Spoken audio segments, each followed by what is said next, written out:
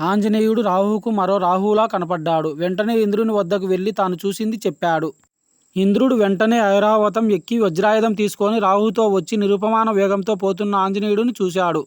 వేగంగా వెళ్తున్న ఆంజనేయుడికి ఐరావతం తెల్లగా ఒక పండులా కనిపించింది. దాన్ని అమాంతం మింగబోయాడు. ఇంద్రుడు ఆగ్రహంతో వజ్రాయుధాన్ని ఎత్తి గట్టిగా ఆంజనేయుడి మొహంపైకి విసిరాడు. ఆ వజ్రాయుధ ఘాతానికి ఆంజనేయుడు ఎడమ చెంపకు బాగా నొప్పి కలిగి స్పృహ తప్పి కిందకు జారి ఒక పర్వతంపై పడిపోతాడు. వాయుదేవునకు ఇంద్రుడు చేసిన పనికి ఆగ్రహం కలిగింది. లోకాలలో గాలి లేకుండా ఉపసంహరించాడు.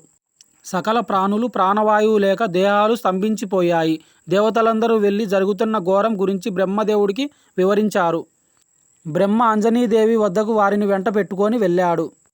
ఆమె బాల హనుమంతులు ఒడిలో పెట్టుకొని పెద్దగా ఏడుస్తూ ఉంది. బ్రహ్మను చూసి వాయుదేవుడు పాదాలకు నమస్కరించాడు. బ్రహ్మ అతడిని దీవించి తన హస్తాలతో బాల హనుమ